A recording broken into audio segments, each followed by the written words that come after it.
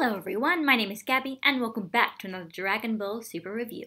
This time we're reviewing episode 39. Goku powers up to Super Saiyan Blue and the true fight between him and Hit begins. While Goku initially seems to have the upper hand, as the fight goes on, Hit manages to hit Goku, even past his counter techniques. The reason? It turns out, as Hit gets more experience fighting someone on an equal level to him, he's improving. His time skip ability is gradually increasing in the length of time he can use it, and Goku can't keep working out how long ahead to predict for. So Goku realizes, with Hit's ever-increasing ability, there's only one way to win. To get so much stronger in a short period of time that even Hit can't keep up. And his way of doing that? The Kaio-Ken. Combining Kaio-Ken with Super Saiyan would have been suicide. But with the added key control of Super Saiyan Blue, it can theoretically be possible, if very risky. With a Kaio-Ken times 10, not even Hit's time skip can keep up with Goku's speed. But Goku knows he can't maintain that form for long, so he tries to finish the battle off with a Kamehameha. So, what did I like about this episode? Well, first of all, I do like the way that they were managing to sort of extend out the battle and like how they're continuing this fight between Goku and Hit. In that, like, before it's like when Goku's managing to counter Hit's abilities, and the expected thing would be that like Hit would have a transformation or something like that he'd been hiding in the wings, and now it's just like, oh, I'm going to transform and get stronger. But no, that's not what they did. Instead, what they decided to do was essentially being that Hit is very powerful, but presumably he hasn't really had much experience with fighting someone who's close to his level. So, he's never really had the chance to improve because everyone's just so less powerful than he is. But when he's fighting someone like Goku, someone who is on his level, he is getting this experience, and because he seems to be very good at this fighting business, he's like improving, and he's like improving his time skip and improving his power. And I just think it's a really interesting way of handling someone getting stronger. Like, you've never really seen anything like this in the series before. And I mean, considering how long this series has been going on for, the fact that they're doing something unique is actually really interesting. But it's time to also actually address the thing that everyone has been talking about, that is Super Saiyan Blue plus Kaio-Ken. Like, I'll be honest, when I first heard about this, I thought this was just going to be a really lame sort of attempted fan service that was just kind of going to be really stupid and just sort of thrown in there. But I am going to say I was pleasantly surprised. I was pleased with this because I honestly think they handled it really well. They could have just done this with like no context, no sort of explanation, and just sort of being like, oh hey guys, you remember the Kaio-Ken? I can do that. I'm going to do that now. But in this, it wasn't just that. They did that. Obviously, like, he used the Kaio-Ken and it was built up to all hell, and then afterwards they made it look really cool, including like, putting the opening theme in, which definitely means this is supposed to be important. But what I really liked about this was that they actually full on did something I was not expecting Super to do, and they gave an explanation for something. They gave an explanation as to why, well, first of all, why Goku hadn't really, if he had this technique, why hadn't he used it until now? His excuse was just sort of like he'd been working on it. And also the other really interesting thing is that they gave an excuse, a real reason as to why in the series Goku never used like Kaio-Ken and Super Saiyan at the same time. Like, they was just saying that he's like, because the added strain of the Kaio-Ken along with the strain of the Super Saiyan and like trying to like expend all that energy is basically like suicidal. But Super Saiyan Blue, like this unique ability, has better like key control, and he's like more in control, so it means that like he can actually try and do it, although it's obviously still a bit of a struggle. Like, that's actually kind of incredible. Just the fact that Dragon Ball Super is doing something I did not expect they were going to do, and then not only covering their own plot holes, but covering plot holes of the original series. And people have always asked, like, why didn't Goku ever go Kaio-Ken after he got Super Saiyan? And the only answer we ever really got were people's headcanons. There was never an official answer, but here, now, we have an answer. Super has given us an answer, and I think that's just so amazing. Not to mention, I can't deny it, it just looked so cool. I mean, with the red and the blue aura, sometimes I thought that might have been a bit overkill, but I think they handled that pretty well.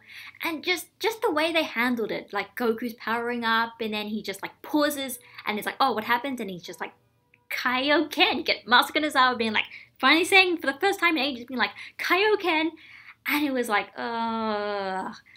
everyone is kind of just, this was one of the real like the first real big moments of Super that everyone is going to remember. I know that for certain. Like, if people are going to be like, what's some cool stuff in Super? People are going to say the Kaio-Ken, Goku's Super Saiyan Blue Kaio-Ken.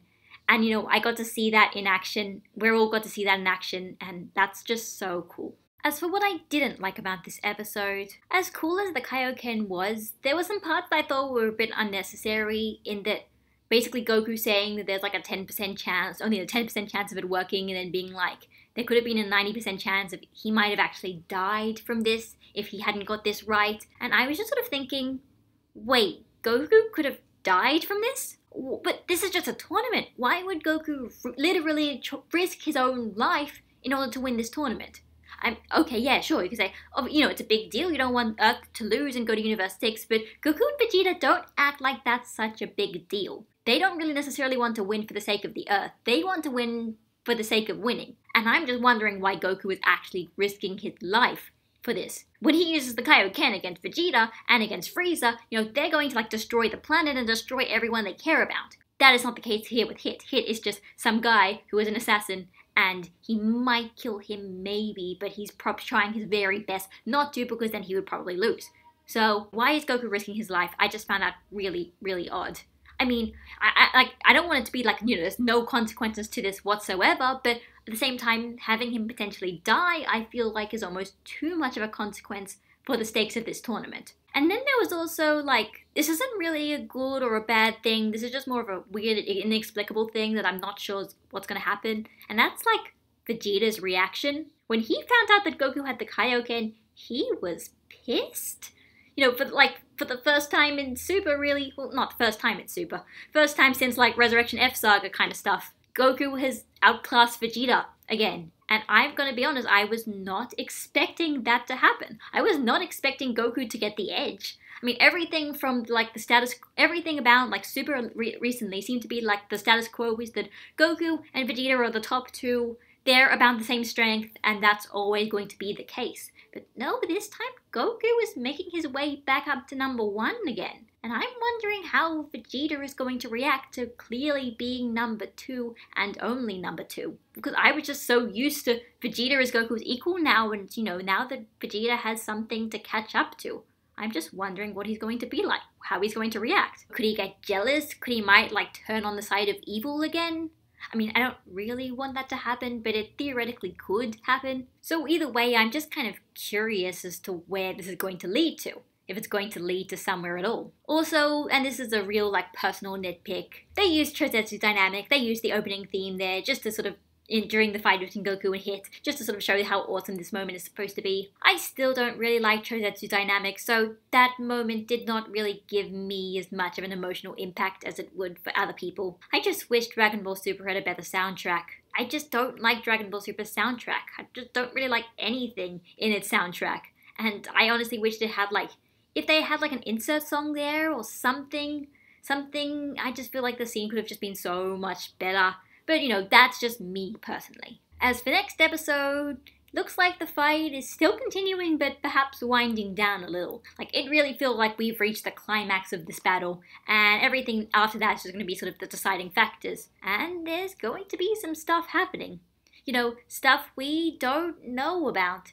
And stuff that if this fight's going to be over, and if Goku wins and then Hit's defeated and the tournament is over, then we're getting to the what happens next. Literally next episode, we're going to get to the what happens next, and none of us know what's going to happen next, so it could be anything. It could be anything. Speculation's going wild, and I'm also almost speculating kind of. I don't really know what's going to happen, but I'm just so excited for next episode because yeah, we're getting to new material again.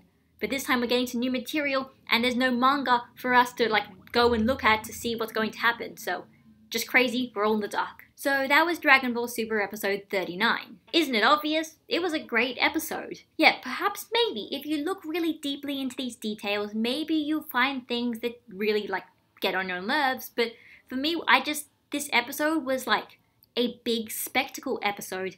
And it's honestly something that Super has not successfully done well until now. Battle of Gods had some spectacle, but some of it felt a bit overblown. Resurrection F had almost no spectacle, sometimes seemed like on purpose, and sometimes it seemed just mostly because they just failed so badly at it. But this was good. This was something that got literally everyone hyped.